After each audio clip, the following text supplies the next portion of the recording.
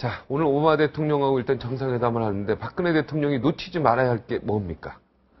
네, 일단은 정상회담의 의제로서, 물론 미국 같은 경우는 한미일 공조를 강화한다라는 걸 가장 크게 역설하겠죠. 물론 네. 우리에게 있어서 가장 중요한 북한 도발에 대해서 공조를 한다라는 그런 얘기도 하겠습니다만, 일단은 한국과 미국은 약간 견해를 달리하는 부분도 있습니다. 그러니까 북한 핵에 대한 도발을 견제한다는 측면에서 같습니다만 중국에 대해서는 다르거든요.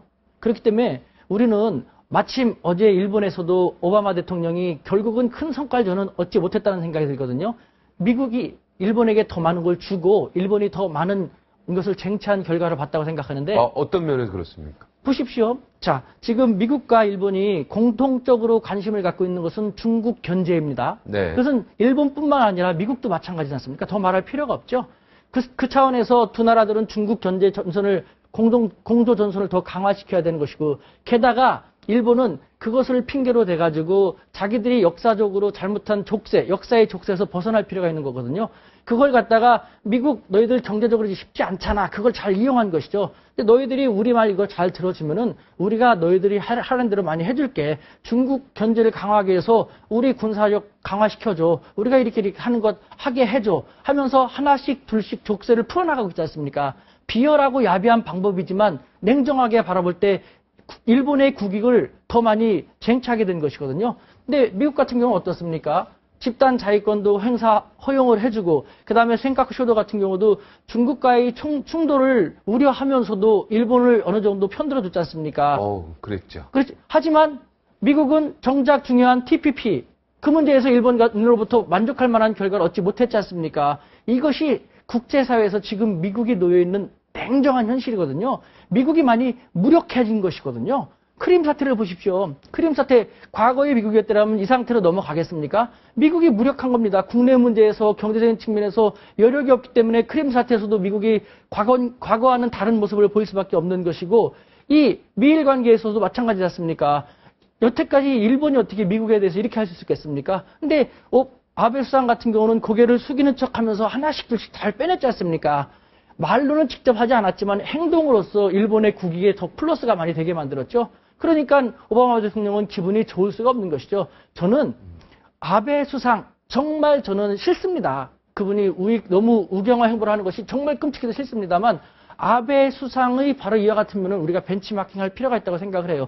당당하게 교묘하게 될 수도 있고 영악하게 될 수도 있지만 어떠한 방법이든지 미국으로부터 일본의 국익을 더 많이 쟁취하는 그 모습을 우리도 취해야 한다고 생각되거든요.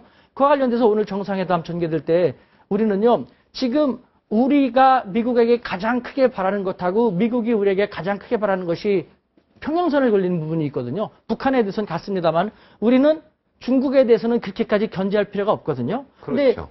미국은 중국 견제 전선 강화가 가장 중요한 것이거든요. 그렇기 때문에 우리에게도 다양한 요구를 할 것입니다. 그렇다면은 우리도요, 자, 미국이 이와 같은 요구를 한다면은 우리도 미국에게 이런 요구를 하고 싶다 하면서 누가 보더라도 당당하게 해야 된다. 건전한 이성과 양식을 갖고 있는 사람이라면요, 아니면 그런 국가라면요, 지금 일본의 아베 정권이 하는 것이 잘하고 있다고는 누구도 생각하지 않을 거예요. 이것은 많은 일본인들도 그렇게 생각하거든요. 그것에 대해서 자, 한미동맹이 정말 중요하다고 한다면은 말만 그럴 것이 아니라 왜 집단 자위권을 저 위험한 나라한테, 반성하지 않는 나라한테 용인하느냐, 왜 이와 같은 문제도 일본의 손만 들어주느냐, 왜 일본의 군사력을 계속 강화시켜주느냐, 그 자격이 아직 없는 국가임에도 불구하고 왜 계속해서 일본의 편만 들어주느냐, 그것이 한국 국익에 마이너스가 된다는 것, 그 점에 대해서도 우리는요, 냉정하게 요구할 것은 요구할 필요가 있다고 생각을 해요. 안 그렇다면은 지금 같은 상황에서 오바마 대통령이 굳이 와가지고 우리에게 득이 될 수 있는 게 무엇입니까? 단지 그거 아닙니까?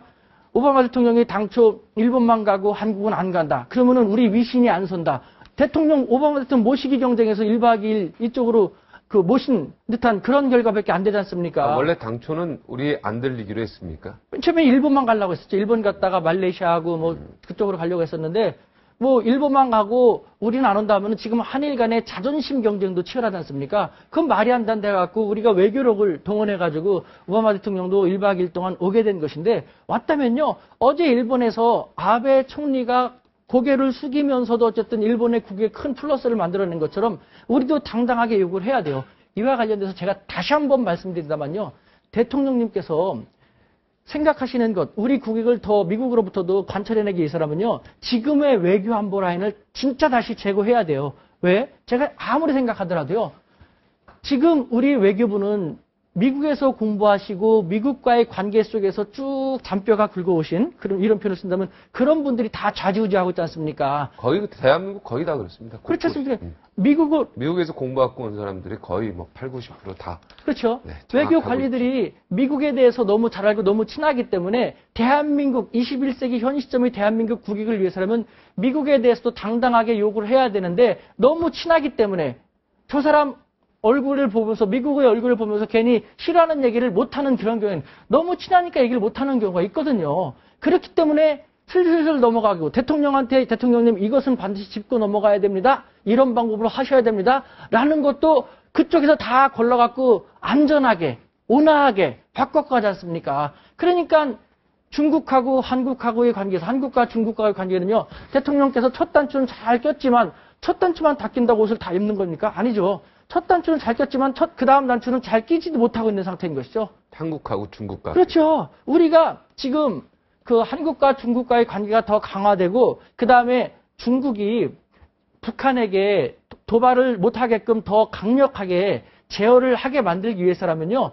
지금 중국의 입장에서는 미국이 계속해서 관여하고 미국이 이렇게까지 힘들게 만들기 때문에 어쩔 수 없다는 논리를 전개하고 있는데 우리 한국이 자 미국 그러면은 미국의 국익을 부합하기 위해서 우리도 노력할 테니까 미국도 한국의 국익에 더 부합할 수 있도록 노력을 해달라. 일본에 대해서 저렇게 나가는 것은 아니다. 그런 일본에 대해서 계속 어떻게 손들어줄 수 있느냐. 그런 얘기도 하고 우리의 요구도 해줄 필요가 우리의 요구도 당당하게 제시할 필요가 있는 것이죠.